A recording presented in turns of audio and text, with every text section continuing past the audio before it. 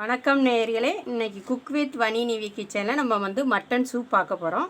100 gram நெஞ்செலும்பு எடுத்துருக்கேன். அதை குக்கரில் வேக வச்சு 4 சின்ன வெங்காயம் 2 மிளகு போட்டு வேக வச்சு எடுத்து வச்சுட்டேன். புளிக்கரைசல் ஒரு சிறிதளவு ஒரு எலுமிச்சம்பழம் அளவுக்கு கரைச்சி வச்சுருக்கேன். 2 சின்ன தக்காளி, கொத்தமல்லி, கருவேப்பிலை,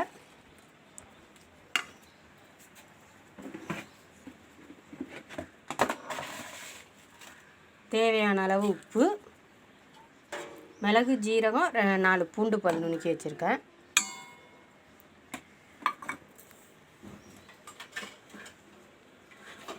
சிறிதளவு மஞ்சத்தூள்.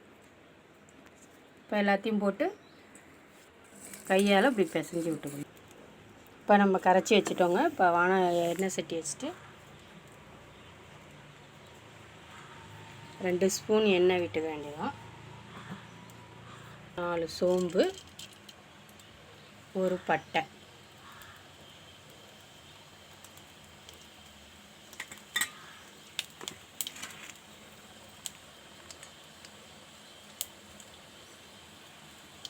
நல்லா பொரிஞ்சி வருது.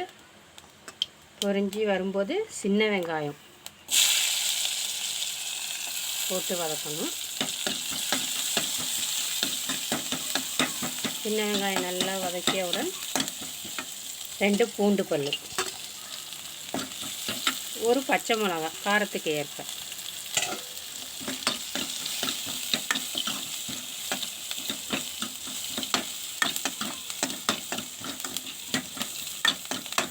வதங்கிட்டுங்க. வதங்கினோன்னா நம்ம கரைச்சி வச்சுருக்க கரைசலை அதில் ஊற்றி கொதிக்க விடணும்.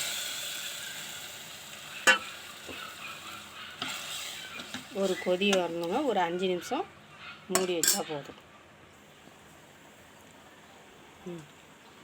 கொதித்து நல்லா கொதிக்குதுங்க. இப்போ கொதிக்கும்போது நம்ம வச்சிருந்த சூப்பு கறி தண்ணியை இதில் ஊற்றணும். ஒரு கலக்கி விட்டுட்டு இதில் 2 ஸ்பூன் தேங்காய் சோம்பு அரைச்சது 2 ஸ்பூன் விடணும்.